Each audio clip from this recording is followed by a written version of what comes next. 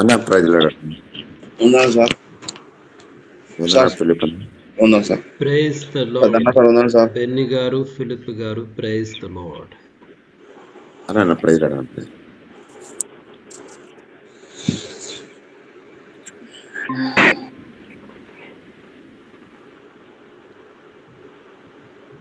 Praise lord brother. అన్న ప్రైజ్లాడు అన్న భూపాలుడు అన్న. Praise lord.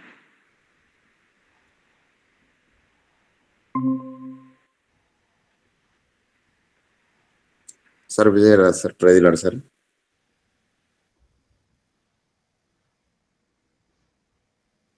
మీట్లో ఉన్నారు సార్. సరే సార్, ప్రైజ్ లార్డ్ సార్. అందరికీ ప్రొఫెట్ వందనాలు. ఉన్నాను సార్.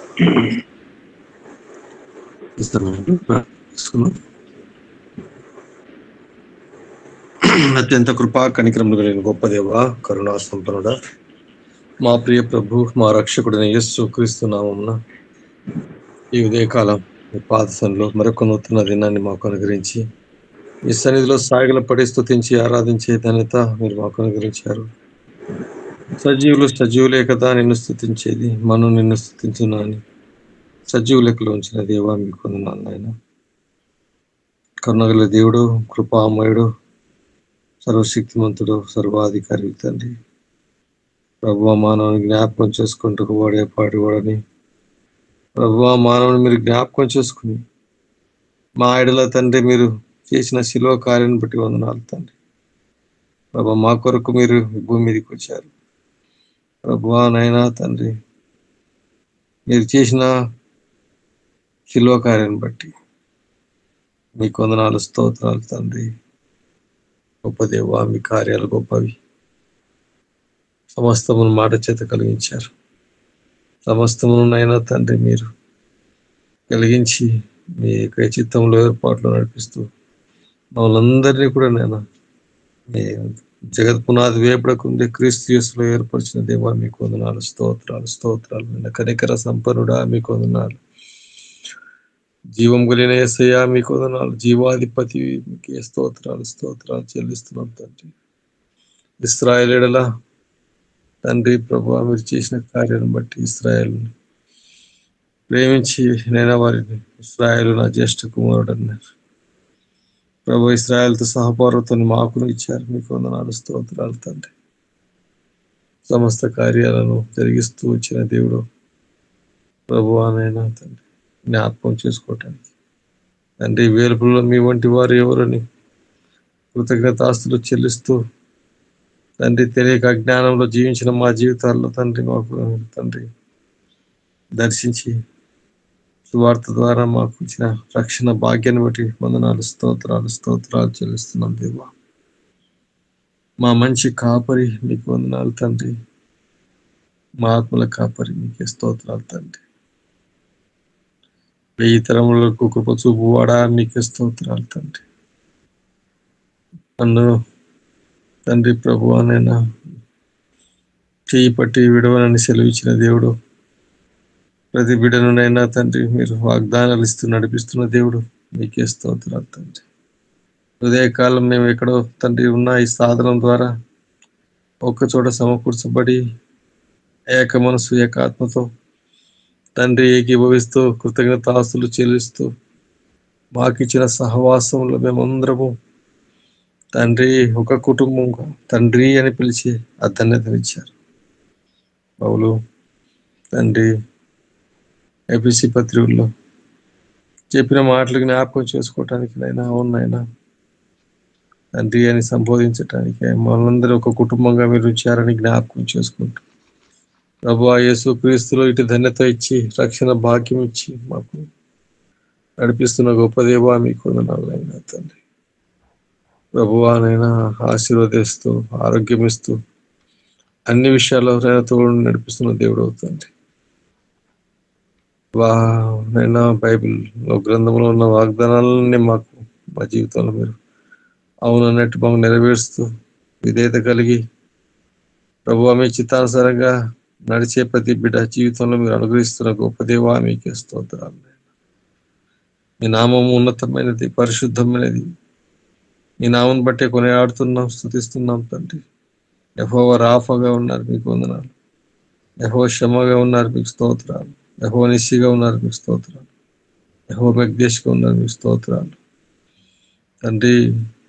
ఈ నామం బట్టి కొనియాడుతూ ఈ సన్నిధిలో సాగిలపడుతున్నాం దేవా, మీకు వందనాలు. కనికర సంపన్నుడా, మీకు వందనాలు తండ్రి. ప్రభువా నైనా మాట్లాడే దేవా, మీకు స్తోత్రాలు. దర్శిస్తూ వాక్యంతో బలపరుస్తున్న దేవుడు అవుతుంది ప్రభు. దహించు అగ్ని అయిన దేవుడు అవుతుంది ప్రభువా నైనా. మా కావాల్సినటువంటి ప్రతి ఏవిని అనుగ్రహిస్తూ మనం నడిపిస్తున్న దేవుడు అవుతుంది. మనం దీవించడానికి తండ్రి ప్రభు, మీ వాగ్ఞలు గైకొంటే మీరు చే దీవెనలు ఎన్నో తండ్రి. పట్టణంలో దీవింపబడతావు, పొలంలో దీవింపబడతామని మాకు అనుగ్రహిస్తున్నటువంటి మీ దీవెన వచనాలు జ్ఞాపకం చేసుకుంటూ కృతజ్ఞత ఆస్తులు చెల్లిస్తున్నాం దేవా. దేవా మా మంచి కాపరి, మీకే స్తోత్రాలు తండ్రి. నీతి లేని మా జీవితాలను మనం నీతివంతులుగా మార్చారు. కనికర సంపన్నుడా, మీకే స్తోత్రాలు తండ్రి. అవునైనా శాశ్వతమైన ప్రేమతో నేను ప్రేమిస్తున్నాను, విడువని ఎడల కృప చూపుతున్నాను సెలవిచ్చిన దేవుడు తండ్రి. ప్రభా మా జీవమైన దేవా, మీకు వందనాలు నాయనా తండ్రి. ఎంత గొప్ప దేవుడు, ఎంత కరుణగల దేవుడు తండ్రి. మా జీవితకాలం అంతా కూడా సరిపోదునైనా మీరు చేసిన మేలును జ్ఞాపకం చేసుకుంటూ కృతజ్ఞతాస్తులు చెల్లిస్తూ ప్రభువా ప్రభువా మీకే వందనాలు వందనాలు స్తోత్రాలు స్తోత్రాలు చెల్లిస్తున్నాం. ఈ పరిశుద్ధమైన నామం బట్టి కొనియాడుతూ ఉన్నాం తండ్రి. ఇశ్రాయేలుని అరణ్యంలో పోషించి నడిపించిన దేవుడు, దాస్య గృహంలో నుంచి నైనా వారిని వెలుపలికి నడిపించి వారిని స్వతంత్రులుగా చేయడానికి కారణాలకు నడిపించిన దేవుడు. ఈ లోకమనే అరణ్యంలో మేము కూడా ఉన్నాం, ప్రయాణిస్తున్నాం.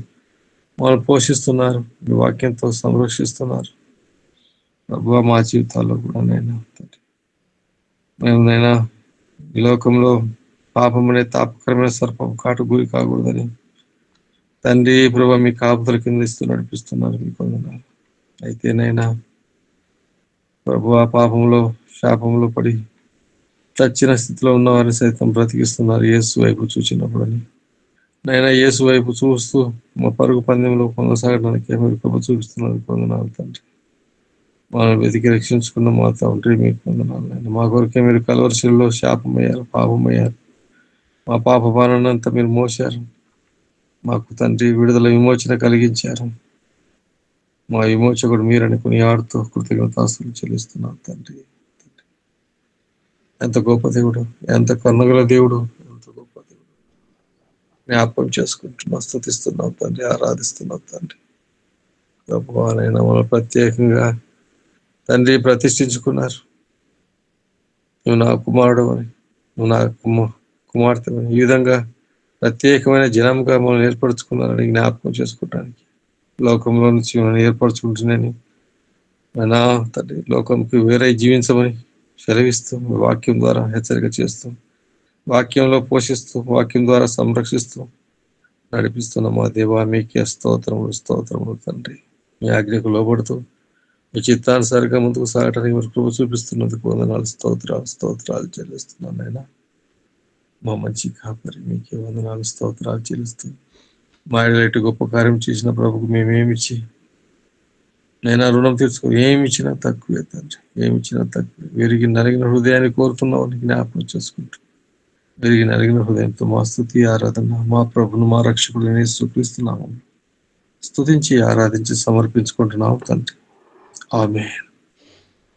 Praise God. దేవునికి స్తోత్రములు. అందరికీ మరొకసారి ప్రభుపేట వందనాలు తెలియజేస్తున్నాం. గ్రూప్లో ఉన్నటువంటి ప్రజలందరికీ ఈ సమయంలో మరి ఒక స్తుతి పాట మరి ఎవరైనా పాడగలిగితే పాడండి. ఎందుకంటే ప్రత్యేకంగా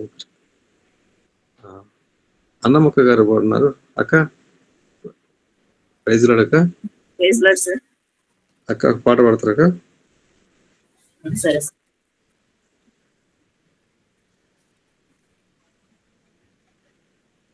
దేవా నా మొరాలకించితివి,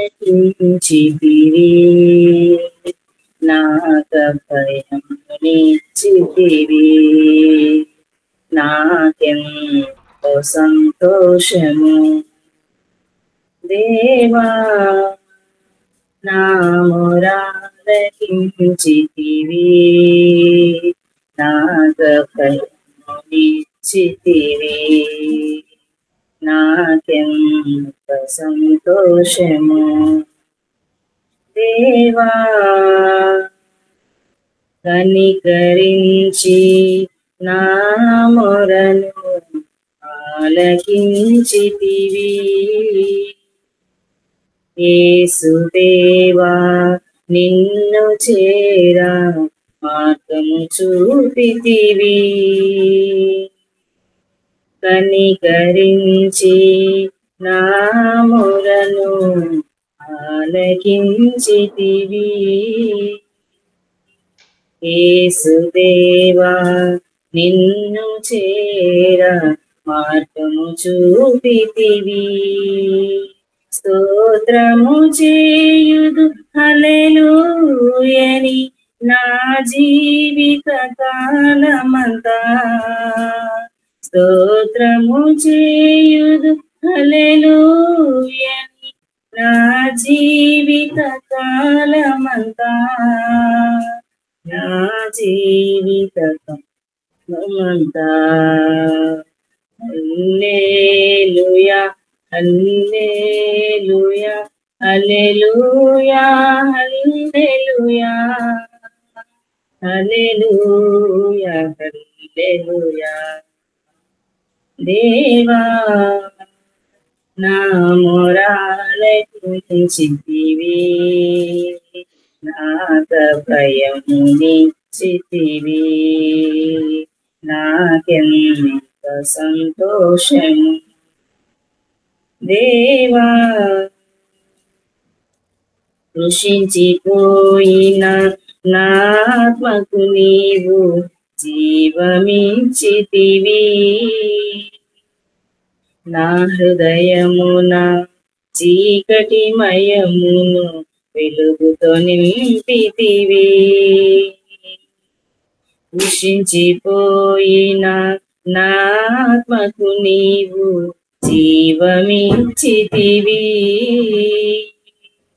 నా హృదయమున చీకటిమయమును వెలుగుతో నింపితివి. నీ కృపాతిశయమును నిత్యము కీర్తింతునో ప్రభువా. నీ కృపాతిశయమును నిత్యము కీర్తింతునో ప్రభువా. కీర్తింతునో ప్రభువా. హల్లెలూయా హల్లెలూయా హల్లెలూయా హల్లెలూయా హల్లెలూయా హల్లెలూయా. దేవా నా మొరాలకించితివి, నాక భయమునిచ్చితివి, నాకెంత సంతోషము. దేవా నా మొరాలకించితివి, నాక భయమునిచ్చితివి, నాకెంత సంతోషము. దేవా ప్రైజ్ గాడ్. దేవుని స్తోత్రం. చక్కని పాట ద్వారా దేవుని మహిమపరిచిన అక్క గారికి వందనాలు. ఈ సమయంలో మరి వాక్యాన్ని చదువుతాం. గలతీయులకు రాసిన పత్రిక 3వ అధ్యాయం. గలతీయులకు రాసిన పత్రిక 3వ అధ్యాయం. ఫిలిప్ గారు చదువుతారు. వందనాలన్నా, అందరికి వందనాలు. పరిశుద్ధ గ్రంథంలోని క్రొత్త నిబంధన అపోస్తులు ప్రభు గారు రాసిన గలతీ పత్రిక చదువుకున్నామని 3వ.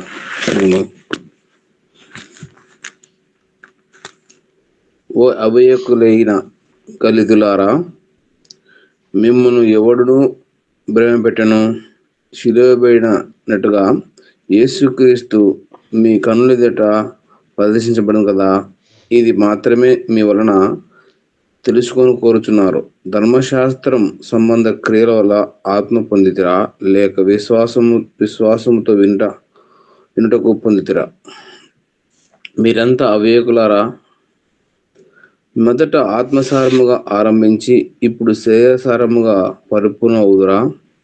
వ్యర్థముగానే ఇన్ని కష్టములు అనుభవించితిరా?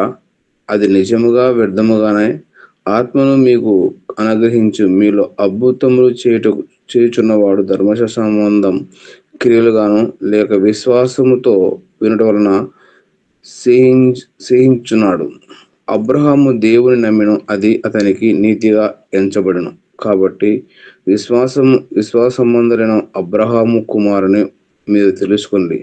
దేవుడు విశ్వాసం ద్వారా మూలముగా అన్ని జనులు నీతిమంతులుగా తీర్చని లేఖనములు ముందుగానే చూచి నీ యందు అన్ని జనులందరూ ఆశ్రయింపబడుదురు అని అబ్రహామునకు సువార్తను ముందుగా ప్రకటించాను. కాబట్టి విశ్వాసంబంధులైన విశ్వాసము గల అబ్రహాముతో కూడా ఆశ్రయింపబడుదురు. ధర్మశాస్త్రం విధించిన క్రియలకు సంబంధాలందరూ శాపముకు లోబై ఉన్నారు. ఎందుకనగా ధర్మశాస్త్ర గ్రంథమెందు రాయబడిన నిధులన్నీ చేటియందు నిలకడగా ఉండని ప్రతివాడు శాపగ్రస్తుడు అని వ్రాయబడి ఉన్నది. ధర్మశాస్త్రం చేత ఎవడు దేవుని ఎదుట నీతిమంతుడని తీర్చబడు సంగతి స్పష్టముగా ఏలయనగా నీతిమంతుడు విశ్వాసముగా జీవించును. ధర్మశాస్త్రము విశ్వాసంబంధమైనది కాదు, కానీ దాని విధులను అనుసరించేవాడు వాటి వల్లనే జీవించును. ఆత్మను గురించి వాగ్దానం విశ్వాసం వల్ల మనకు ఆరంభించినట్టుగా అబ్రహాము పొందిన ఆశీర్వాదములు క్రీస్తు యేసు ద్వారా అన్ని జనులకి క్రీస్తు మన కోసం శాపములను ధర్మశాస్త్రము యొక్క శాపము నుండి విమోచించని ఇందును గురించి మ్రాణ మీద వేలాడిన ప్రతి వాడు మీద వేలాడినను ప్రతి వాడును శాపగ్రస్తుని రాయబడి ఉన్నది. సహోదరులారా, మనిషి రీతిగా మాట్లాడుచున్నాను. మనసు చేసిన ఒడంబడినను స్థిరపడిన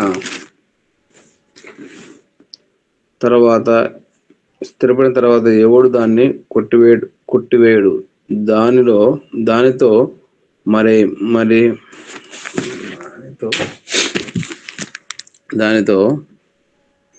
మరేమీ కలబడును. అబ్రహామునకు అతని సంతానమునకు వాగ్దానం చేయబడును. ఆయన అనేకుల గురించి అట్టు సంతానమును అని చెప్పగా ఒకని గురించి అట్లనే నీ సంతానమును అనెను. ఆ సంతానము క్రీస్తు. నేను చెప్పేదేమనగా 430 సంవత్సరం తర్వాత వచ్చిన ధర్మశాస్త్రం వాగ్దానం నిర్ధారకము చేసినందుగా పూర్ణమందు దేవుని చేత స్థిరపడిన నిబంధన కొట్టివేయదు. ఆ శాశ్వత ధర్మశాస్త్రం మూలముగా కలిగిన ఇంకా వాగ్దానం మూలముగా కలిగినది కాదు. అయితే దేవుడు అబ్రహామునకు వాగ్దానం వలనే దాన్ని అనుగ్రహించను. అట్లాగైతే ధర్మశాస్త్రం ఎందుకు? ఎవనికి ఆ వాగ్దానము చేయబడిన ఆ సంతానము వచ్చు వరకు అది అతిక్రమను బట్టి దానికి తర్వాత ఇవ్వబడిన అది మధ్యవర్తి చేత దేవదూతల ద్వారా నియమింపబడిన మధ్యవర్తి కాదు, కానీ దేవుడు ఒకడే. ధర్మశాస్త్రం దేవుని వాగ్దానం వల్ల విరోధమైనదా? అట్లా రాదు. జీవింప చేయు శక్తి గల ధర్మశాస్త్రం ఇవ్వబడి ఉండేలా వాస్తవముగా నీతి ధర్మశాస్త్రం మూలంగానే కలుగును. కానీ యేసుక్రీస్తునందు విశ్వాసం మూలముగా కలిగిన వాగ్దానము విశ్వసించిన వారికి అనుగ్రహింపబడినట్లుగా లేఖనము అందరినీ పాపములో సంబంధించిన విశ్వాసం వెల్లడి కాక మునుపు ఇక ముందుకు బయలుపరచబోవు విశ్వాసం ఉంచవలసిన వారముగా చెరసాల్లో ఉంచబడినట్లుగా మనము ధర్మశాస్త్రములోనే వారమైతిమి. కాబట్టి మనం విశ్వాస మూలముగా నీతివంతులుగా తీర్చబడినట్టుగా క్రీస్తునొద్దకు మనను నడిపించినట్టుకు ధర్మశాస్త్రము మనకు బాలశిక్షడాయనం అయితే విశ్వాసం వెల్లడైనను గనుక ఇంకా బాలశిక్షకు క్రింద ఉండము. యేసుక్రీస్తునందు మీరందరూ విశ్వాసం వల్ల దేవుని కుమారులై ఉన్నారు. క్రీస్తులోనికి బాప్టిజం పొందిన మీరందరూ క్రీస్తులకు ధరించుకొని ఉన్నారు. ఇందులో యూదుని గ్రీక దేశస్థులు లేదా దాసుడు స్వతంత్రుని లేదా పురుషుడి స్త్రీ అని లేదు. యేసుక్రీస్తునందు మీరందరూ ఏకముగా ఉన్నారు. మీరు క్రీస్తు సంబంధులైతే ఆ పక్షమందు అబ్రహాము యొక్క సంతానమై ఉండి వాగ్దానం ప్రకారమును వారసులై ఉన్నారు. దేవుడి పరిశుద్ధాత్మను దీవించును గాక. ఆమేన్. Praise God. దేవుని స్తోత్రములు. మరి ఈ సమయంలో దైవజనులు మన మధ్యలో ఉన్నారు. మనం మొదటి సమూయేలు గ్రంథంలో ఉన్నాం. మరి 8వ అధ్యాయంలో మనం ఉన్నాం. ఈ సమయంలో మరి వాక్యం నిమిత్తం మరి ప్రార్థన చేయడానికి జనార్దన్ బ్రదర్ వాక్యం నిమిత్తం ప్రార్థన చేస్తారు. తర్వాత మనం వాక్యంలోకి వెళ్దాం. పరిశుద్ధుడా, మహోన్నతుడా, మహాగ్రంథమైన మా ప్రియ పరలోకమున్న మా తండ్రి, మీకు వేల వందనాలు, స్తుతులు, స్తోత్రం చెల్లించుకున్నామయ్యా.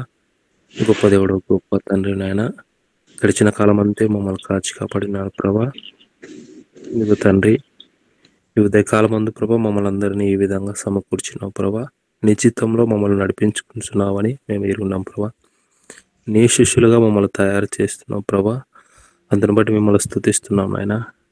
తండ్రి, ఈ సమయం ప్రభా నీ దాసుడు నీ వాక్యం బోధిస్తుండగా మీరు సహాయం దయచేయమని, మా హృదయాలను మాకు తాకమని, నీ చిత్తంలో మమ్మల్ని అందరిని నడిపించుకోమని నీ ప్రియకుమారుడును మా ప్రభు అయిన యేసుక్రీస్తు నామంలో నిన్ను అడిగి వేడుకొంచున్నాం తండ్రి. ఆమేన్. Praise God. దేవుని స్తోత్రములు. ఈ సమయంలో దైవజనులకి ఈ సమయాన్ని అందిస్తున్నాను. Sir, praise lord sir. Praise the lord. మిత్రులారా, అందరికీ మన ప్రభు అయిన యేసుక్రీస్తు వారి నామంలో నిండైనటువంటి వందనాలు తెలియజేస్తున్నాను. దేవుని యొక్క మహా గొప్ప కృప, దయ, ఒక నూతన దినాన్ని ఆయన మనకు అనుగ్రహించాడు.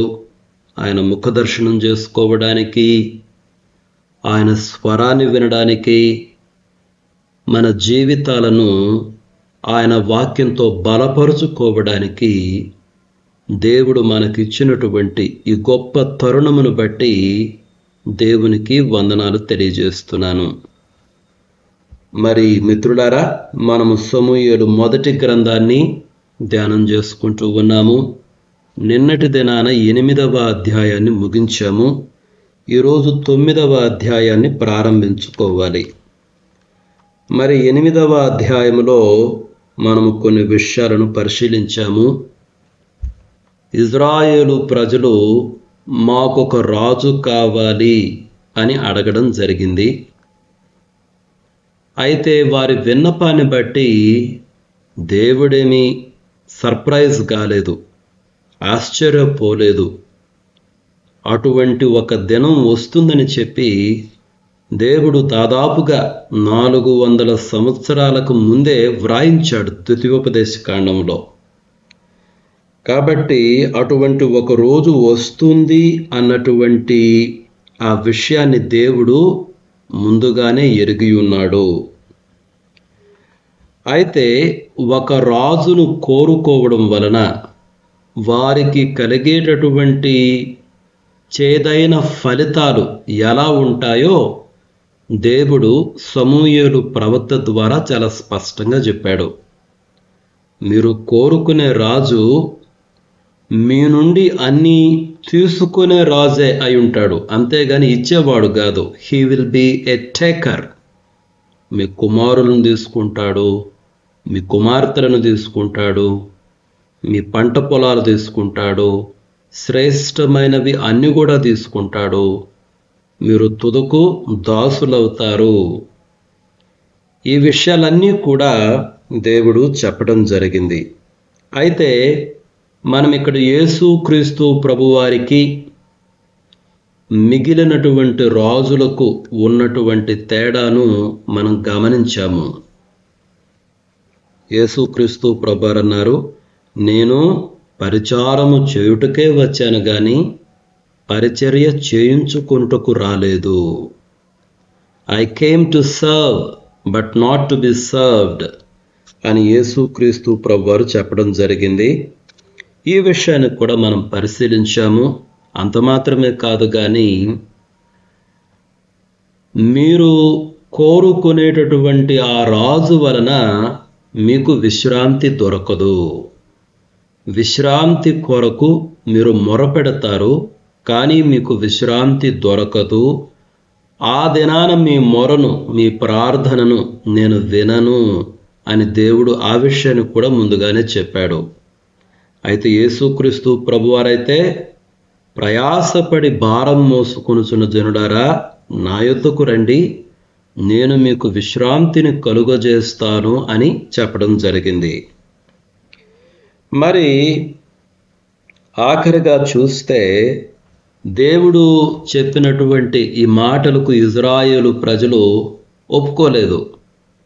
లేనేలేదు, మేము అడిగినట్టు మా చుట్టుప్రక్కల ఉన్న దేశాలకు ఉన్నట్టు మాకు ఒక రాజు కావాల్సిందే అని వాళ్ళు పట్టుబట్టారు. వాళ్ళ మనసును మార్చుకోలేదు. ఆ సందర్భాన్ని జ్ఞాపకం చేసుకుంటూ మనము మరొక వాక్య భాగాన్ని కూడా చూసాం. జీవాన్ని, మరణాన్ని, ఆశీర్వాదాన్ని, శాపాన్ని మీ ముందు ఉంచా. మీరైతే జీవాన్ని, ఆశీర్వాదాన్ని ఎన్నుకోవాలి అన్నటువంటిది నా సలహా అని దేవుడు చెప్పినటువంటి సందర్భాలు చాలా ఉన్నాయి మిత్రులారా. చూడండి, చాలాసార్లు కూడా దేవుడు కొన్ని విషయాలను మన జీవితంలో అనుమతిస్తాడు. అంటే మనం తీసుకున్నటువంటి నిర్ణయాలను, అవి దేవుని చిత్తం కాకపోయినప్పటికీ మన హృదయ కాఠిన్యతను బట్టి దేవుడు మీ మార్గానే మీరు వెళ్ళండి అని అనుమతిస్తాడు మిత్రులారా. అది దేవుని చిత్తమై కాదు, అది మన హృదయ కాఠిన్య స్థితిని బట్టి దేవుడు కొన్ని పరిస్థితుల్లో ఆ విధంగా అనుమతిస్తాడు అన్నటువంటి విషయాన్ని కూడా మనం నిన్నటి దినాన పరిశీలన చేశాం.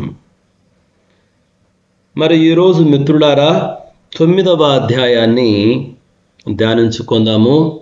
సమూయేలు మొదటి గ్రంథము 9వ అధ్యాయము మొదటి 2 వచనాలను నేను చదువుతున్నాను.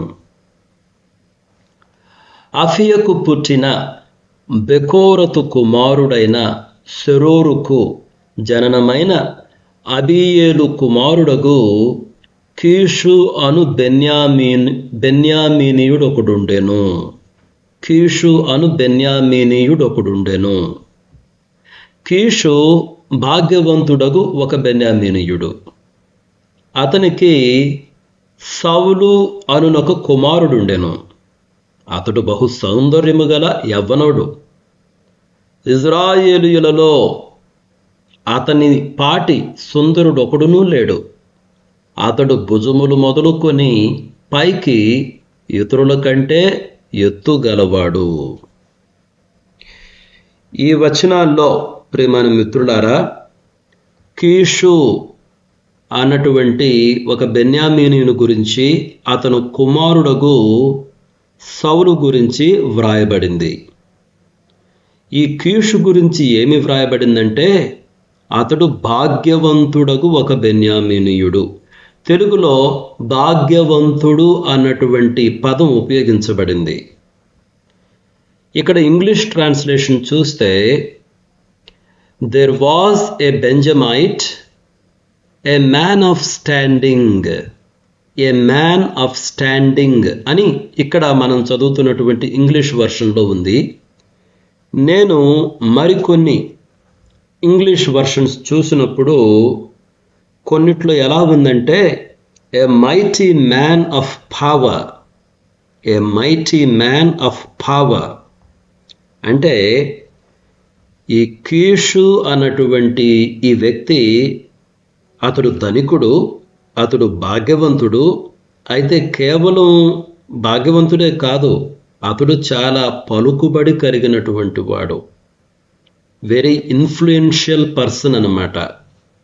చాలా పలుకుబడి కలిగినటువంటి వాడు. అటువంటి కుటుంబంలో సౌలు అన్నటువంటి ఈ యవ్వనస్తుడు వచ్చాడు. ఈ వచనాల్లో సౌలు ఒక భాగ్యవంతమైనటువంటి పలుకుబడి కలిగినటువంటి కుటుంబాన్ని నుంచి వచ్చాడు అన్నటువంటి విషయాన్ని మనం గమనించవచ్చు. అయితే అంత మాత్రమే కాదు, కానీ సౌలు గురించి, ఆయన సౌందర్యం గురించి, ఆయన ఎత్తు గురించి ఒక వచనం కేటాయించడం జరిగింది. అతడు బహు సౌందర్యము గల యవ్వనుడు, చాలా అందగాడంట. ఇజ్రాయేలీలలో అతని పాటి సుందరుడు ఒకడునూ లేడు. ఏ కంపారిటివ్ స్టేట్మెంట్. అంటే సౌలు అందగాడు అని చెప్పలా. ఈ వాక్యం ఏం చెప్తుందంటే ఇజ్రాయేలీలలో అతని పాటి సుందరుడు ఒకడునూ లేడు. అంటే ఇజ్రాయేలు ప్రజలందరినీ చూస్తే వారందరిలో కల్లా ఇతడు చాలా అందగాడు అని ఇక్కడ వ్రాయబడింది. ఆ తరువాత అంత మాత్రమే కాదు, అతడు భుజములు మొదలుకొని పైకి ఇతరుల కంటే ఎత్తు గలవాడు. అతడు చాలా ఎత్తైనటువంటి వ్యక్తి అని కూడా వ్రాయబడింది. కాబట్టి సౌలు గురించి రెండు విషయాలైతే చాలా స్పష్టంగా ఈ యొక్క వచనాల్లో మనకు తెలుస్తున్నాయి. మొదటిదొచ్చేసి అతడు చాలా భాగ్యవంతమైనటువంటి పలుకుబడి కలిగినటువంటి కుటుంబానికి చెందినటువంటి వాడు.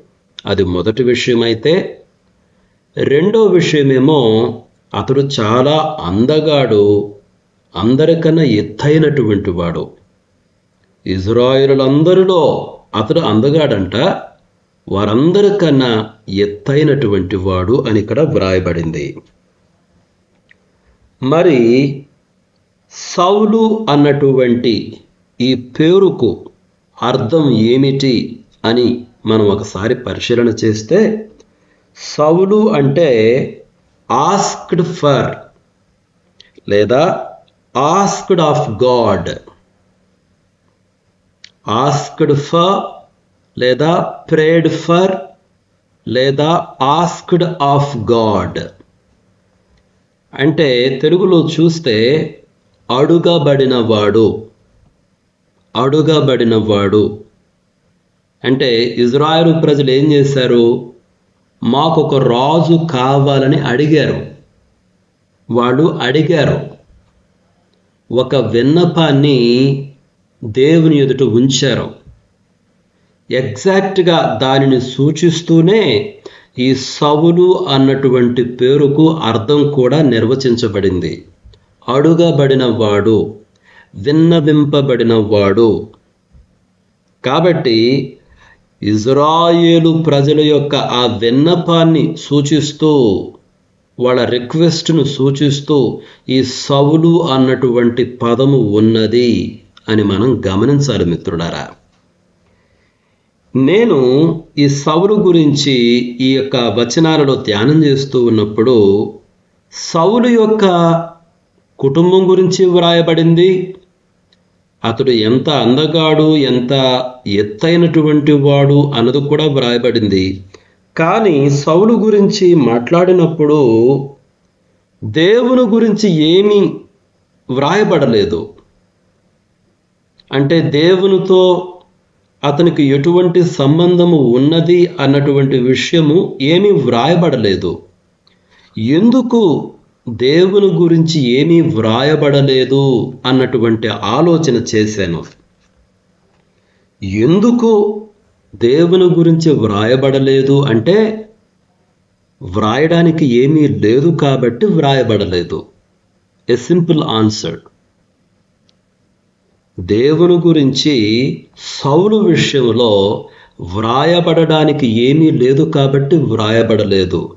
మరొక మాటలో చెప్పాలంటే, సౌలు అంతగా ఆధ్యాత్మిక చింతన కలిగినటువంటి వాడు కాదు. తర్వాత అతని జీవితాన్ని మనం పరిశీలించినప్పుడు ఈ విషయం మనకు చాలా స్పష్టంగా అర్థమవుతుంది. దేవునిని స్తుతించడం కానీ, ఆరాధించడం కానీ, దేవునిని అనుసరించడం కానీ, ఇటువంటి విషయాలలో ప్రత్యేకమైనటువంటి శ్రద్ధ కలిగినటువంటి వ్యక్తి ఏమీ కాదు ఈ సౌలు. కాబట్టే సౌలును వర్ణించేటప్పుడు అతడు ఎంత గొప్పవాడు, ఎంత ధనికుడు, ఎంత పలుకుబడి కలిగిన వాడు, ఎంత సౌందర్యవంతుడు, ఎంత ఎత్తుగలవాడు, ఈ పదాలైతే వ్రాయబడ్డాయి కానీ దేవుని విషయమైతే ఒక్క మాట కూడా వ్రాయబడలేదు. మిత్రులారా, నాకు సౌలును చూస్తుంటే ఈ సౌలు అన్న వ్యక్తి ఎవరిని సూచిస్తున్నాడో తెలుసా? ఇజ్రాయేలు ప్రజల యొక్క ఆధ్యాత్మిక స్థితిని సూచిస్తున్నటువంటి వ్యక్తి అని మనకు చాలా స్పష్టంగా అర్థమవుతుంది. అంటే ఏంటి? ఒకసారి జ్ఞాపకం చేసుకోండి. ఇజ్రాయేలు ప్రజలు ఫిలిష్తీయులతో యుద్ధం చేసినప్పుడు మందస్సు మా మధ్య ఉంటే చాలు, విజయం మాదే, మా హృదయాలు ఎటైనా ఉండనివ్వండి, దేవునితో హృదయంలో సంబంధం ఏం అవసరం లేదు, మందస్సు ఉంటే చాలు. మందస్సులో రాతి పలకలున్నాయి, మన్నా పాత్ర ఉన్నది, చిగురించిన అహరోను కర్ర ఉన్నది, మందస్సం చూడటానికి చాలా అద్భుతంగా ఉంటుంది, మా హృదయ స్థితి ఎలాగైనా ఉండనివ్వండి, మందస్సు ఉంటే చాలు, మేము యుద్ధంలో గెలుస్తాం.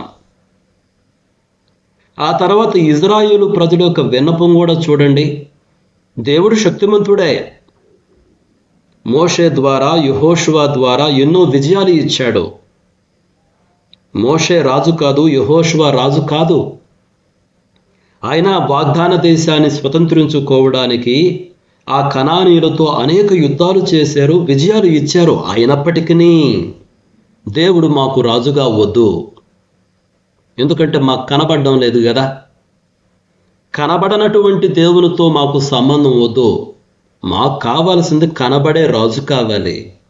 చుట్టుప్రక్కల ఉన్న దేశాలను చూచినప్పుడు ఆ పదాన్ని అండర్లైన్ చేయండి మిత్రులారా. చుట్టుప్రక్కల ఉన్న దేశాలను చూచినప్పుడు వాళ్ళకు రాజులు ఉన్నారు, చాలా గంభీరంగా ఉన్నారు, చాలా అధికారాన్ని కలిగి ఉన్నారు, వాళ్ళకు ఒక సైన్యం ఉన్నది, వాళ్ళ హోదా చాలా గొప్పగా ఉన్నాయి. మాకు కూడా అటువంటి ఒక రాజు కావాలి మా ముందు నడవడానికి. అదే కదా ఇజ్రాయేలు ప్రజల యొక్క ఆధ్యాత్మిక స్థితి. సౌలు ఎగ్జాక్ట్గా వారి ఆధ్యాత్మిక స్థితిని సూచిస్తున్నటువంటి వ్యక్తిగా ఉన్నాడు మిత్రులారా. చాలా గొప్ప కుటుంబం, చాలా పలుకుబడి కలిగిన కుటుంబం, చాలా అందగాడు, చాలా ఎత్తైన వాడు, ఇదే కదా చూడ్డానికి కనిపిస్తుంది. అతను హృదయములో దేవుని గురించినటువంటి ఆలోచన ఉన్నదా? అతని ఆధ్యాత్మిక స్థితి ఎలా ఉన్నది? మనకు తెలుసు సౌలు యొక్క జీవితాన్ని చూసినప్పుడు, పరిశీలించినప్పుడు. అందుకే అంటున్నాను, ఈ సౌలు అన్నటువంటి వ్యక్తి ఇజ్రాయేలు ప్రజల యొక్క ఆధ్యాత్మిక స్థితిని, వారి నిజమైనటువంటి ఆధ్యాత్మిక స్థితిని సూచిస్తున్నటువంటి వ్యక్తి అన్నటువంటి విషయాన్ని మనం గమనించాలి మిత్రులారా. 3-4 వచనాలు చదువుతున్నాను. సౌలు తండ్రి అయిన కీషు యొక్క గార్ధబములు తప్పిపోగా కీషు తన కుమారుడైన సౌలును పిలిచి, మన దాసులలో ఒకని తీసుకుని పోయి గార్ధబములను వెతుకుమని చెప్పెను. అతడు పోయి ఎఫ్రాయిము మన్యము తిరిగి షాలీషా దేశమును సంచరింపగా అవి కనబడలేదు. తరువాత వారు షయలీము దేశమును దాటి సంచారము చేసిరి గాని అవి కనబడకయుండెను. బెన్యామీనుల దేశము సంచరించి చూడగా అవి దొరకలేదు. ఈ 3-4 వచనాలు చూసినప్పుడు వాళ్ళ గాడిదలు పోయినాయి.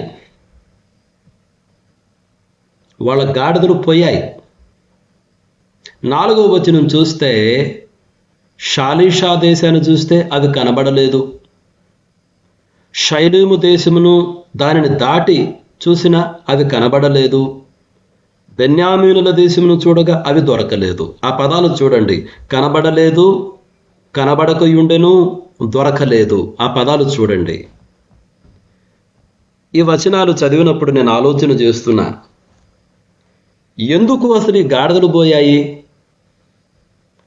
ఎందుకు అసలు ఈ గాడిదలు కనబడడం లేదు అని 2 ప్రశ్నలు వేశా. ఎందుకు ఈ గాడిదలు పోయాయి అని అడిగితే, ఎందుకు పోయాయి?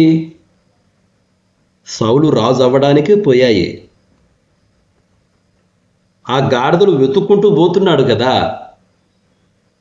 సౌలు రాజు అవ్వటానికే ఆ గాడిదలు పోయినాయి మిత్రులారా. మరెందుకు ఆ గాడిదలు కనపడడం లేదు? కారణం దేవుడు కనపడకుండా చేశాడు కాబట్టే కనపడడం లేదు. ఆ గాడిదలు కనపడడం లేదు కాబట్టే వాళ్ళు సమూయేలు దగ్గరికి వెళ్ళవలసి వచ్చింది. ఆ రకంగా దేవుడు సౌలు అన్నటువంటి వ్యక్తిని సమూయేలుకు చూపించాడు, ఇతడే అని. అంటే మిత్రులారా, గాడిదలు పోకపోతే సౌలు రాజు కాడా అని నేను చెప్పడం లేదు. అయితే సౌలును సమూయేలు ఎదుటికి తీసుకుని వెళ్ళడానికి ఒక పరిస్థితిని, అక్కడ కలిగినటువంటి ఒక పరిస్థితిని దేవుడు ఉపయోగించుకున్నాడు అని నేను మీకు తెలియజేస్తున్నా. ఒక్కొక్కసారి మన జీవితాల్లో విషాదకరమైనటువంటి పరిస్థితులు, ఫ్రస్ట్రేటింగ్ సిచ్యువేషన్స్, తలనొప్పి కలిగించే పరిస్థితులు, అనవసరంగా మనకు ఇబ్బందులు కలిగించే పరిస్థితులు ఎదురవుతూ ఉంటాయి. అయితే దేవుడు తన సర్వాధికారములో, తన సావరెనిటీలో అటువంటి పరిస్థితులను కూడా తన ప్రణాళికల కొరకు ఉపయోగించుకొనగలడు అన్నటువంటి విషయాన్ని మనం గమనించాలి మిత్రులారా. అయితే ఇక్కడ సాధారణంగా చాలామంది చేసేటటువంటి 2 మిస్టేక్స్ను కూడా నేను మీకు చెప్పాలనుకుంటున్నాను. ఏంటి ఆ మిస్టేక్స్? చాలామంది చేసే కొన్ని మిస్టేక్స్ అంటే, కొంతమంది ఎలా ఉంటారంటే ప్రతి దాంట్లో కూడా దేవుని హస్తము ఉన్నది, ఇందులో దేవుని ప్రణాళిక ఏదో ఉన్నది అని చెప్పేటువంటి ఒక గ్రూప్ ఆఫ్ పీపుల్ ఉన్నారు. అంటే అదొక ఎక్స్ట్రీమిటీ అన్నమాట. ఉదాహరణకి ఒక సింపుల్ ఎగ్జాంపుల్ ఇస్తా. బిర్యానీ చేస్తున్నారు, బిర్యానీలో పొరపాటును ఉప్పు ఎక్కువ వేశారు, జనాలు తినలేకపోతున్నారు. అప్పుడేమంటారు? దేవుని ప్రణాళికే, దేవుని కృపే. వాస్తవంగా అది మనం చేసింది పొరపాటు. మన పొరపాటును పొరపాటు అని ఒప్పుకోము, కానీ ఇది దేవుని కృపే. అంటే ప్రతిదానికి, జీవితంలో ప్రతిదానికి కూడా ఇందులో దేవుని ప్రణాళిక ఉన్నది, ఇందులో దేవుని హస్తము ఉన్నది అని చెప్పి మన పొరపాటులను గుర్తించలేనటువంటి ఒక గ్రూప్ ఆఫ్ పీపుల్ ఉన్నారు. ఇదొక ఎక్స్ట్రీమిటీ. అయితే మరికొంతమంది ఎలా ఉంటారంటే, మన జీవితాల్లో జరిగే సంఘటనలలో, ఈ పరిస్థితుల్లో దేవుని హస్తమే లేదు, ఇది మనం చేసిన పనే, అది బాగా ఉన్నా మనం చేసినట్టే, బాగా లేకపోయినా మనం చేసినట్టే, ఇందులో దేవుని హస్తము లేదు, దేవుని ప్రణాళిక లేదు అని చెప్పేటటువంటి వారు వీళ్ళొక గ్రూప్ అన్నమాట. అంటే నేను ఉదాహరణ ఎందుకు తీసుకుంటున్నానంటే, మనుషులు ఎలా ఉన్నారు, ఒక ఎక్స్ట్రీమిటీలో ఒకరుంటే ఇంకొక ఎక్స్ట్రీమిటీలో ఇంకొకరు ఉన్నారు. ఒకరేమో ప్రతి దాంట్లో అర్థాన్ని చూడటానికి ప్రయత్నం చేస్తే, ఇంకొకరేమో దేనిలో కూడా అర్థమే లేదు అని చెప్పేటువంటి వాళ్ళు ఇంకొంతమంది ఉన్నారు. కానీ మిత్రులారా, అలా కాదు. కొన్ని పరిస్థితులను, ఈ మాటను జాగ్రత్తగా వినండి, కొన్ని పరిస్థితులను దేవుడు ఉపయోగించుకోగలడు. ఒక్కొక్కసారేమో మన తప్పిదాలే కావచ్చు. నేను ఇందాక ఇచ్చినటువంటి ఉదాహరణలో, సరే బిర్యానీ పాడైపోయింది, ఉప్పు ఎక్కువ పడింది, జనాలు తినలేకపోతున్నారు, అది మన పొరపాటే కావచ్చు.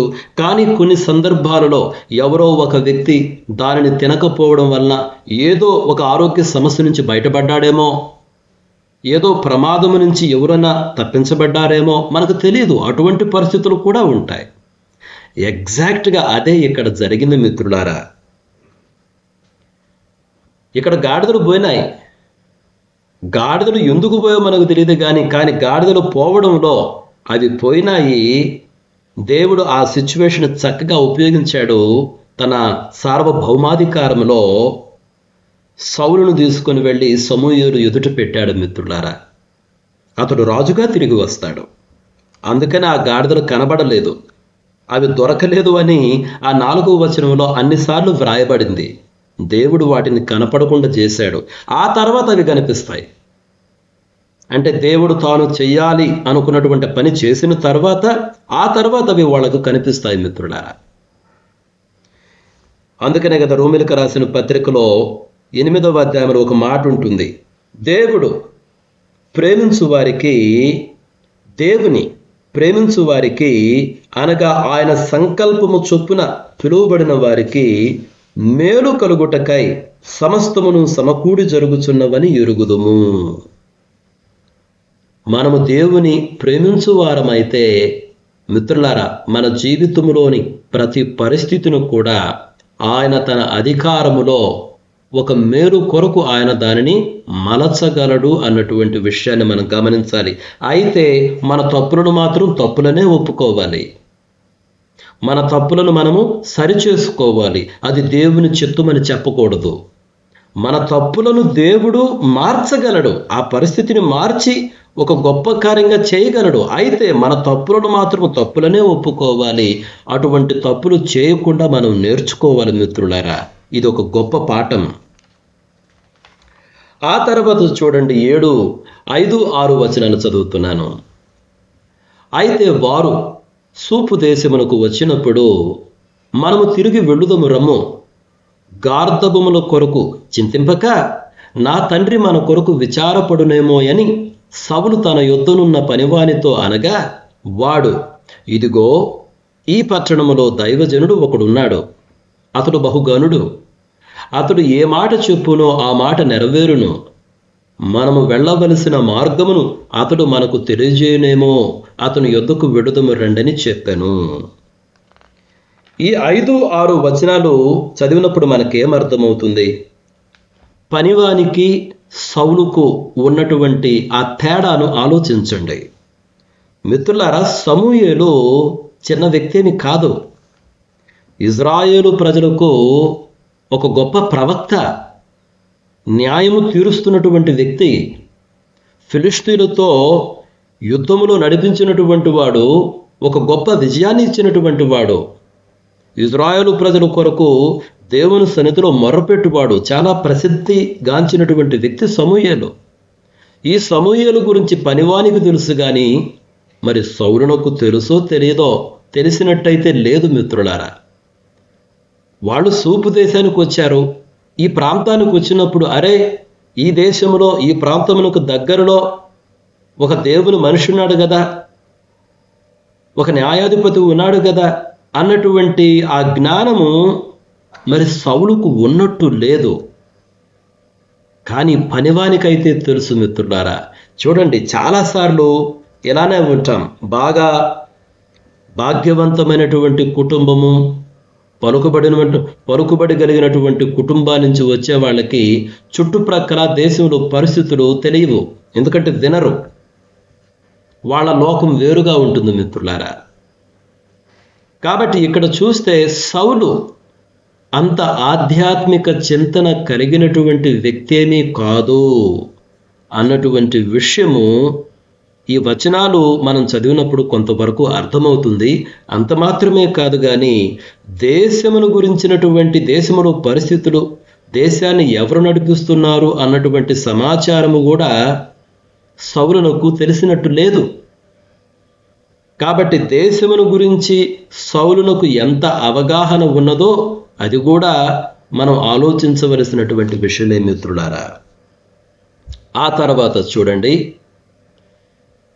నేను ముగించే ముందు 7, 8 వచనాలు చదువుతాను.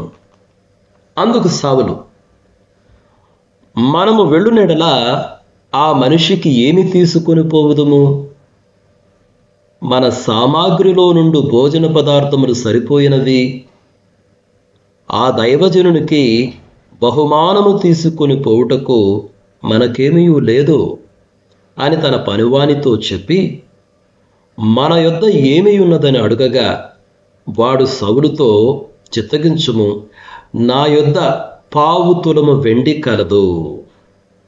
మనము మార్గము తెలియజెప్పినందుకై దానిని ఆ దైవజనునికిత్తుననెను. కాబట్టి సరే, సౌలు ఆ పనివాడు ఇద్దరు కూడా సమూయేలును కలవాలి అనుకున్నారు. అయితే వెంటనే సౌలు అన్నటువంటి మాట, మనం దైవజనుని యొద్దకు పోతున్నాం కదా, మరి ఏదన్నా తీసుకొని వెళ్ళాలి కదా, నా దగ్గరేమీ లేదు. అయితే వెంటనే ఆ పనివాడు తన యొద్ద ఏమున్నదో చెప్పి దీన్ని ఇస్తానులే అని చెప్పడం జరిగింది. ఇది ఆ రోజుల్లోనే కాదు, ఈ రోజుల్లో కూడా ఒక మంచి సంప్రదాయం మిత్రులారా.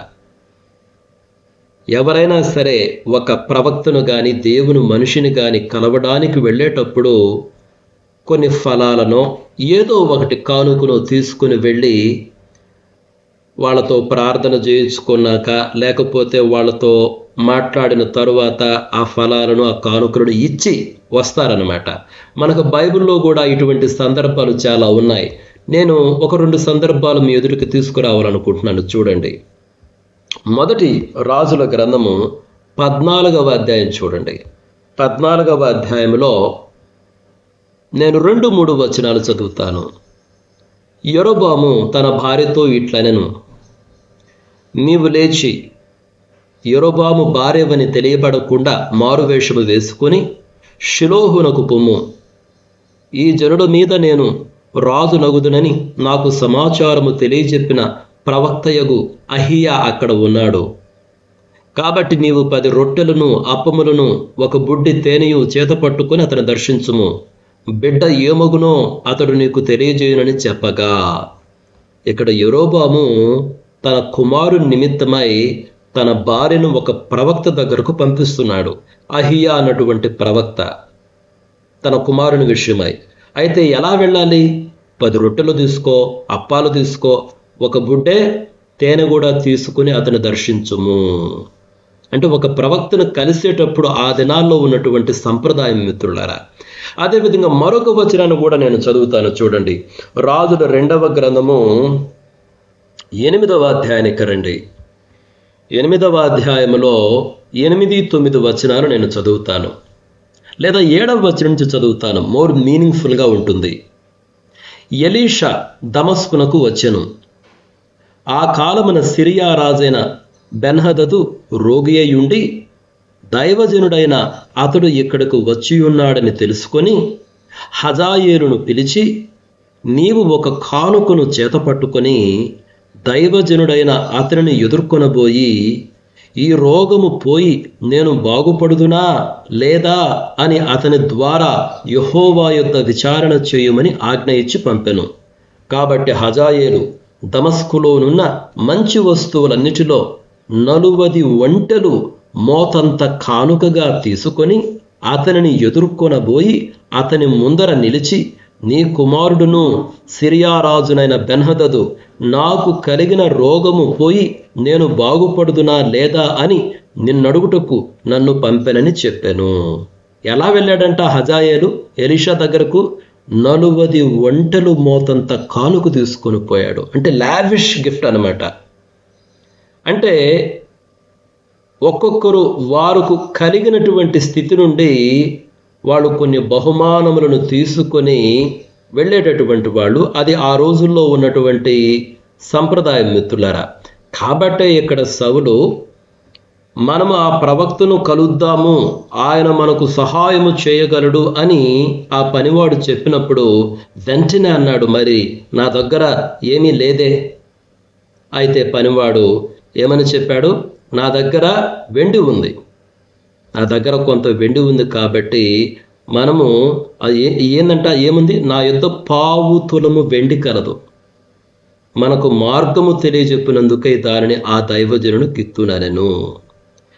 కాబట్టి మిత్రులారా, నేను ఇంతటితోటి ముగిస్తున్నాను. ముగించే ముందు ఒకే ఒక పాఠాన్ని మనం గమనించాలి. మన జీవితంలో వివిధ రకాల పరిస్థితులు వస్తూ ఉంటాయి. అయితే దేవునికి ప్రతి పరిస్థితి పైన అధికారము ఉన్నది మిత్రులారా. ఆ పరిస్థితులు ఎలా వచ్చాయి? కొన్నిసార్లు మన పొరపాటు వలన కావచ్చు, కొన్నిసార్లు మనం ఏమీ చేయకుండానే అవి వచ్చి ఉండవచ్చు, ఏ విధము చేతనైనను కలిగి ఉండవచ్చు. అయితే ఈ విషయాన్ని మనం గుర్తుపెట్టుకోవాలి. దేవుని ప్రేమించు వారికి, అనగా ఆయన సంకల్పము చొప్పున పిలువబడిన వారికి మేలు కలుగుటకై సమస్తమును సమకూడి జరుగుతున్నవని మనం తెలుసుకోవాలి మిత్రులారా. ఈ యొక్క విషయాలను గ్రహించడానికి కావలసిన కృపను దేవుడు మనలో ప్రతి ఒక్కరికి అనుగ్రహించాలని తెలియజేస్తూ ముగిస్తున్నాను. May god bless each one of you. Thank you. Praise God. దేవుని స్తోత్రములు. సమయంలో ప్రార్థన చేద్దాం. ప్రార్థన విన్నపాలు తెలియపరచండి. ప్రార్థన విన్నపాలు నా సహోదరుడు రాజశేఖర్ బ్రదరు కొద్దిగా జారి కింద పడ్డాడు. కొద్దిగా దాన్ని బట్టి ఇంట్లోనే నీళ్ళు తీసుకుపోతున్నప్పుడు అది కొద్దిగా తన ఆరోగ్యం కోసం ప్రార్థించండి.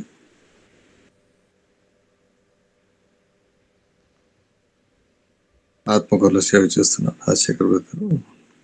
ఎప్పుడు రాలేకపోతున్నాడు. కొద్దిగా ఆరోగ్య విషయంలో కొద్దిగా ప్రార్థన చేయండి సార్. వచ్చినాడు సార్ రాజశేఖర్ సార్. వచ్చారా? బ్రదర్ కోసం ప్రార్థించండి. అలాగే ఇంకా ఏమన్నా ప్రార్థన విషయాలు తెలియపరచండి.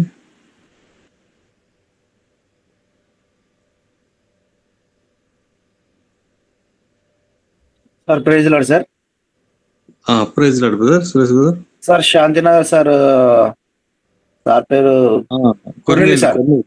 కొన్నేళ్ళు కోసం కూడా ప్రార్థన చేయండి. కొంత అనారోగ్యంతో బలహీనంగా అయిపోయినాడు. నిన్నటి దినం జీవరత్నం మన జ్ఞాపకం చేశాడు. అవును, గ్రూప్ లో కూడా యాడ్ చేయండి. కొన్నేళ్ళు పాస్టర్ ఆరోగ్యం కోసం రెగ్యులర్ గా ప్రార్థనలో కోలుకోవటానికి. మరి ఎందుకో అంత ఫీవర్తో బాధపడి తర్వాత పూర్తిగా బలహీనం అయిపోయాడు. ఇంకా పూర్తిగా కోలుకోవడానికి సహాయం దేవుడు దయచేయలేదు. మా ప్రార్థన గ్రూప్ వాళ్ళకు ప్రార్థన విన్నపంగా కోరారు. విషయం బట్టి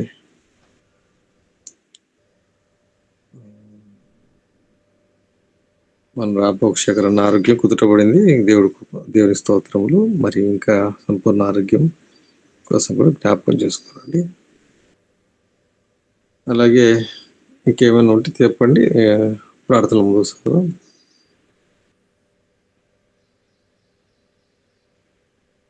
ఈ సమయంలో వాళ్ళని ప్రార్థనలు నడిపించడానికి సుశీలమ్మక్క గారు ప్రార్థనలో నడిపిస్తారు.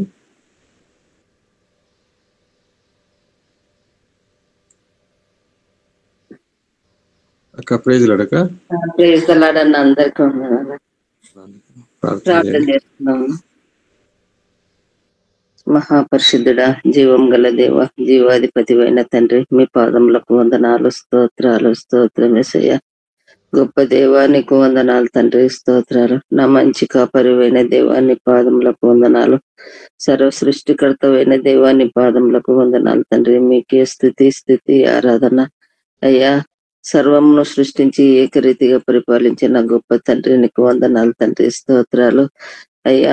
నాయన యేసయ్య, మీరు తప్ప మాకెవ్వరు లేరయ్యా ఈ లోకంలో. మీరే మా రాజు, మా కోట, మా కొండ, మా సమస్తమై ఉంటున్నందుకు వందనాలు తండ్రి, స్తోత్రాలు.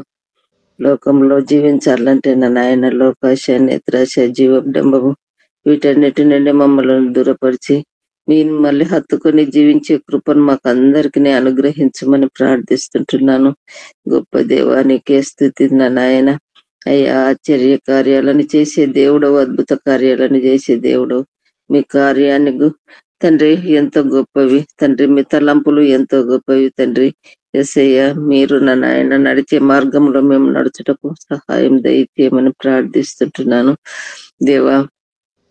ఇదిగా నాయన, ఎంతో మంది బిడ్డలు ఈ దినం నాయన చూడలేక మీ అందు నిద్రించి ఉన్నారు నా ప్రభువా.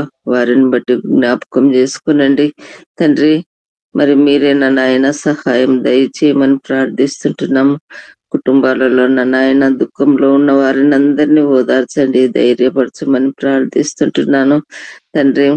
నా నాయన తండ్రి, మరి మా తండ్రి రాత్రి అంతా నా నాయన మాకు మంచి నిద్రను అనుగ్రహించినారు తండ్రి. ప్రాతకాలం నా మేల్కొల్పి సజీవ లెక్కలో చేర్చి నాయన ఈ గూగుల్ మీట్ ద్వారా మమ్మల్ని అందరినీ నా తండ్రి మరి చేరిన నాయన మిమ్మల్ని స్తుతించగలిగే కృపను దయచేసినందుకు కూడా వందనాలు తండ్రి. స్తోత్రాలు, స్తోత్రం యేసయ్యా.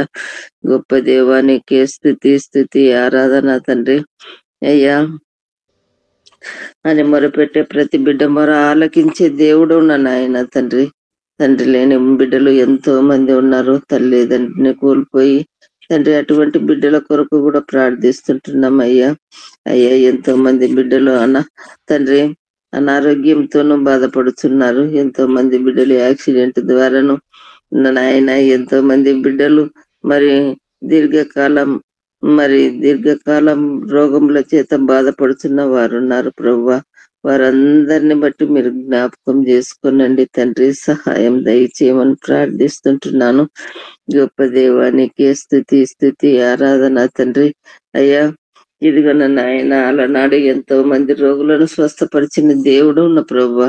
ఈనాడు నా నాయన చిన్న బిడ్డలు ఉంటున్నారు నా ప్రభువా, అనారోగ్యంతో బాధపడుతున్నారు నా నాయన. జెసికా తలఫేనియాతో బాధపడుచున్నది, అదేలాగా నా మానసిక వ్యాధితో బాధపడుతున్న చిన్న బిడ్డలు ఉంటున్నారు నా ప్రభువా. తండ్రి నా నాయన చెవిటి వారిగా ఉంటున్న వారు ఉన్నారు ప్రభువా, మగవారుగా ఉంటున్నారు నా నాయన తండ్రి. నడవలేక ఉన్నవారు బిడ్డలు ఉంటున్నారు ప్రభువా. మరి శరీర బలహీనతగా ఉంటున్న బిడ్డలు ఉంటున్నారు తండ్రి. వారందరిని బట్టి మీరు జ్ఞాపకం చేసుకోనండి తండ్రి. అయ్యా చిన్న బిడ్డల్ని ఆటంకపరచక నా ఎద్దకు రాని అట్టి వాడిదే పరలోక రాజ్యం అన్నారు నా ప్రభువా. అట్టి బిడ్డలు నా నాయన తండ్రి నిశ్చితమైతే నా నాయన ప్రతి బిడ్డను మీరు ముట్టండి, తాకండి, స్వస్థపరచు యెహోవాను నేను వాగ్దానం చేసిన దేవుడు తండ్రి. గొప్ప దేవుడు నా నాయన, మీ కార్యం జరిగించి ఆ బిడ్డల్ని ముట్టి స్వస్థత విడుదలను అనుగ్రహించమని ప్రార్థిస్తుంటున్నాను తండ్రి. నడవడానికి కూడా శక్తిని అనుగ్రహించండి, బిడ్డలకు మంచి ఆరోగ్యాన్ని అనుగ్రహించమని ప్రార్థిస్తుంటున్నాను.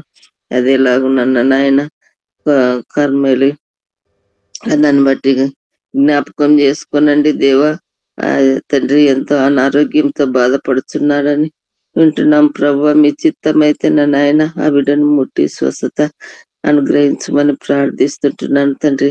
అదేలాగా రాజశేఖర్ బ్రదర్ ని బట్టి కూడా జ్ఞాపకం చేసుకోనండి. ఆవిడ కింద పడి ఉన్నాడని తెలిసిన తండ్రి. మీ చిత్తమైతే నా నాయన ఏదైతే మరి ఎక్కడైతే దెబ్బ తగిలి ఉన్నదన్న ప్రభువా ఆ చోట మీ యొక్క గాయపడిన స్థలాలతో తాకుమని ప్రార్థిస్తుంటున్నాం. మీరు సిలువలో కార్చిన రక్తం ద్వారా నాయన ఆ బిడ్డలను ముట్టండి, తాకండి తండ్రి. స్వస్థత విడుదలను అనుగ్రహించమని ప్రార్థిస్తుంటున్నాం. ఇంకా ఎంతో మంది బిడ్డలు నాయన కాలంతో బాధపడుతున్న బిడ్డలు ఉంటున్నారు తండ్రి. జయానందం అన్నాను కూడా నాయన తండ్రి సోరియాసిస్ తో బాధపడుతున్నాడు. మరి మీ చిత్తమైతే ముట్టుమని ప్రార్థిస్తుంటున్నాం. కాళ్ళ వాపులతో బాధపడుతున్నాం, నీ బిడ్డను బట్టి జ్ఞాపకం చేసుకోమని ప్రార్థిస్తున్నాం. ఇలాగ నా ప్రభువా తండ్రి ఇంకా ఎంతో మంది ఉన్నారు నా ప్రభువా. దేవాశీర్వాదం అని బట్టి నా నాయన అదేలాగున సజీవం అని బట్టి జ్ఞాపకం చేసుకునండి. అన్నమ్మని బట్టి జ్ఞాపకం చేసుకోండి, సురేష్ని బట్టి జ్ఞాపకం చేసుకునండి తండ్రి. వారి వారి బలహీనతలను బట్టి నా నాయన మీరు ముట్టి స్వస్థత విడుదలను అనుగ్రహించండి దేవా. మీ చిత్తమైతే నా నాయన వారు కూడా గూగుల్ మీట్లో చేరి మిమ్మల్ని స్తుతించగలిగే కృపను వారికి కూడా అనుగ్రహించమని ప్రార్థిస్తుంటున్నాను తండ్రి. మీరు తప్ప మాకెవ్వరు సహాయం చేసేవారు లేరు నా నాయన. మీరే నిజమైన దేవుడు, మీరే రాజాది రాజు, ప్రభుల ప్రభుడు, అన్ని నామాల కంటే పై నామం కలిగిన దేవుడు తండ్రి. మీకు వందనాలయ్యా. ప్రతి బిడ్డ ఏదో ఒక సమస్యతో నా నాయన కొట్టుమిట్లాడుతున్నారు నా ప్రభువా. వారి అందరిని బట్టి నా నాయన జ్ఞాపకం చేసుకోమని ప్రార్థిస్తుంటున్నాం దేవా. మీరు స్వస్థత ఇస్తేనే నా నాయన మేము స్వస్థత పొందగలము నా ప్రభువా. అయ్యా షుగర్, బీపీ మరియు క్యాన్సర్, మరి నా నాయన కిడ్నీ ప్రాబ్లమ్స్ ఉన్న నాయన ఇదే అదేలాగా సీజన్ బట్టి వచ్చే ప్రతి రోగంను బట్టి నా నాయన జ్ఞాపకం చేసుకోనండి తండ్రి. ఎంతో మంది బిడ్డలు హాస్పిటళ్లలోనూ ఇళ్లలోనూ నా నాయన పలు విధములైన రోగముల చేత బాధపడుతున్న ప్రతి నీ బిడ్డను అయ్యా ఒక్కసారి జ్ఞాపకం చేసుకునండి. అలనాడు రక్తస్రావణం గల స్త్రీ మీ యొక్క చెంగు ముట్టుకుంటేనే స్వస్థత ఇచ్చినారు నా ప్రభువా. అయ్యా మీరు నడిచే దుమ్ములో కూడా నా నాయన స్వస్థత ఉంది నా నాయన. మీ ఉమ్మిలో స్వస్థత ఉంది, మీ చూపులో స్వస్థత ఉంది దేవా. మరి నా నాయన ఈ బిడ్డలందరినీ అయ్యా ఒక్కసారి జ్ఞాపకం చేసుకుని తండ్రి ముట్టుమని ప్రార్థిస్తుంటున్నాను తండ్రి. ఎంతో మంది బిడ్డలు నా నాయన తండ్రి నా నాయన యవన బిడ్డలు ఉంటున్నారు నా ప్రభువా. వారిని జ్ఞాపకం చేసుకోనండి తండ్రి, సహాయం దయచేయండి. బిడ్డలు నా నాయన తండ్రి ఈ సెల్ ఫోన్ల ద్వారా యవన బిడ్డలు నా ప్రభువా, టీవీల ద్వారా మత్తు పదార్థాల ద్వారా నా ప్రభువా ఎంతో మంది బిడ్డలు చెడిపోయి నా ప్రభువా అయ్యా మీకు దూరస్తులుగా ఉంటున్నారు ప్రభువా. వారిని బట్టి జ్ఞాపకం చేసుకునండి తండ్రి. అయ్యా బిడ్డలు నా నాయన తిరిగి అలా నాన్న తండ్రి మీ చిత్తమైతే తండ్రి ఆ బిడ్డలు మిమ్మల్ని తండ్రి గుర్తెరిగిన ప్రభువా మీ చెంతకు చేర్చుకోమని ప్రార్థిస్తుంటున్నాను తండ్రి. అయ్యా నా నాయన తండ్రి తప్పిపోయిన కుమారుడు ఏ విధముగా తండ్రిని ఏ విధముగా ఆశ్రయించినాడు నా నాయన తన సమస్తాన్ని పోగొట్టుకున్నప్పుడు తండ్రి తిరిగి ఇంటికి రాగలిగినాడు. అదే విధముగా ఈ యవన బిడ్డలు నా నాయన ఈ మత్తు పదార్థాల నుండి బానిసలు కాకుండా నా ప్రభువా అయ్యా ఒక్కసారి జ్ఞాపకం చేసుకుని బిడ్డలు మీ చెంత చేరిన నాయన మిమ్మల్ని స్థుతించగలిగే కృపను దయచేయమని ప్రార్థిస్తుంటున్నాం. చిన్న బిడ్డలు ఉంటున్నారు నా ప్రభువా. బిడ్డలు మరి నా నాయన బిడ్డలకు మంచి ఆరోగ్యాన్ని ఇవ్వండి, తెలివి జ్ఞానాన్ని ఇవ్వమని అడుగుతుంటున్నాం. దేవా సహాయం దయచేయమని ప్రార్థిస్తుంటున్నాం. మరి ఉద్యోగాలు లేక తండ్రి ఎంతో మంది బిడ్డలు బాధపడుతున్నారు నా తండ్రి. అట్టి బిడ్డలకు కూడా నా ప్రభువా మీ చిత్తమైతే తండ్రి మరి మంచి ఉద్యోగాలలో నా నాయన చేరినట్లు కృప చూపమని ప్రార్థిస్తుంటున్నాను. దేవా సహాయం దయచేయండి, కృప చూపమని ప్రార్థిస్తుంటున్నాను. దేవా నా నాయన తండ్రి వృద్ధాప్యంలో ఉన్న తండ్రి అక్కగారిని బట్టి కూడా జ్ఞాపకం చేసుకునండి తండ్రి. షుగర్ ఉన్న నాయన షుగర్ తో ఉంటున్నది, బలహీనంగా ఉంటున్నారు నా ప్రభువా. ఈ విధంగా ఉంటున్న ప్రతి నీ బిడ్డలని నా నాయన జ్ఞాపకం చేసుకొని తండ్రి వారిని ముట్టుమని ప్రార్థిస్తుంటున్నాం. వృద్ధాప్యంలో కూడా నా ప్రభువా ఎంతగానో స్తుతిస్తున్నారు, గణపరుస్తున్నారు, ఆరాధిస్తుంటున్నారు తండ్రి. వారి సమయం పోనీయకుండా సద్వినియోగం చేసుకునేలాగున్న ప్రతి బిడ్డలకు అనుగ్రహించమని ప్రార్థిస్తుంటున్నాం. దేవా నా నాయన యేసయ్య తండ్రి ఇంకా ఎంతో మంది బిడ్డలు తండ్రి మారు మనసు లేక పశ్చాత్తాపంతో ఉంటున్న ప్రతి బిడ్డను నాయన మీ చెంతకు చేర్చుకోమని ప్రార్థిస్తుంటున్నాం తండ్రి. వాక్యం తెలియని ప్రజలు అయ్యా, యేసుక్రీస్తు అంటే ఎవరు తెలియని ప్రజలు అయ్యా మారుమూల గ్రామాలలో ఉంటున్నారు దేవా. వారికి వాక్యం తెలియదు, విగ్రహారాధన చేసినారు, అవి మానవుడు చేసిన విగ్రహాలను తెలుసుకోలేక ఇంకా పాప జీవితంలోనే ఉంటున్నారు దేవా. వారిని బట్టి కూడా జ్ఞాపకం చేసుకునండి తండ్రి. ప్రతి బిడ్డ నిజమైన దేవుడు యేసుక్రీస్తు అని తెలుసుకునేలాగున సహాయం దయచేయమని ప్రార్థిస్తుంటున్నాము. ప్రతి బిడ్డలు తండ్రి మీరుండండి దేవా, సహాయం దయచేయమని ప్రార్థిస్తున్నాం. అదేలాగున్న కడపలో విజన్ కాన్ఫరెన్స్ విషయంలో మీ సన్నిధి మీ ప్రసన్నతను చూపమని ప్రార్థిస్తుంటున్నాను దేవా. సహాయం దయచేయండి, కృప చూపండి అయ్యా. ఏ దినమైతే నా నాయన అక్కడ తండ్రి వాతావరణాన్ని మీ ఆధీనంలో ఉంచుకునండి తండ్రి. సమయానికి నా నాయన బిడ్డలందరూ రాగలిగి వాక్యం విని వాక్యానుసారంగా జీవించుటకు అయ్యా, వాక్యంలోని గూఢమైన అర్థాలను తెలుసుకున్నటకు సహాయం దయచేయమని ప్రార్థిస్తుంటున్నాను తండ్రి. దేవా మీరే నిజమైన దేవుడని ప్రతి బిడ్డ తెలుసుకునేలాగున కృప చూపమని ప్రార్థిస్తుంటున్నాను తండ్రి. దేవా సహాయం దయచేయండి దేవా. ఇదిగో నా నాయన చర్చెస్ మీద దాడులు జరుగుతున్నాయి.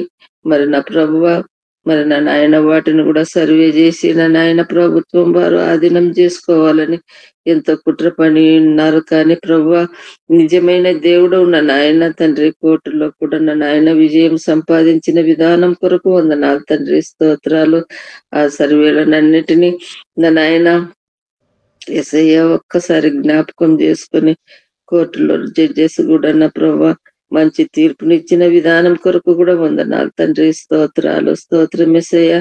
తండ్రి మీకే స్థుతి ఆరాధన నాయన తండ్రి. ఈ దినమంతయు మీ కాపుదల మీ భద్రతలో ఉంచుకునండి దేవా. సహాయం దయచేయండి.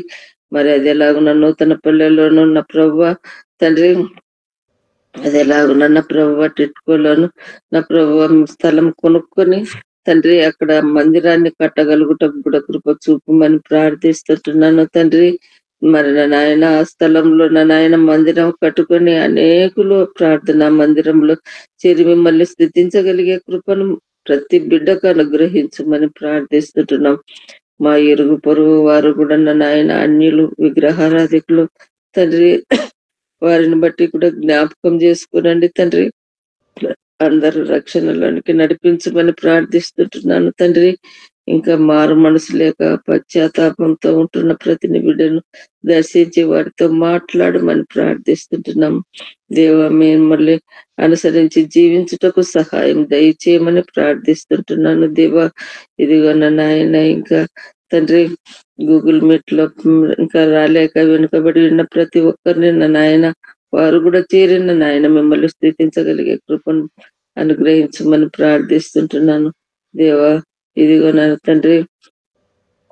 తండ్రి సంతానం లేని బిడ్డల కొరకు కూడా ప్రార్థిస్తుంటున్నాను దేవా. మీరే కృప చూపండి నా నాయన. సహాయం దయచేయండి.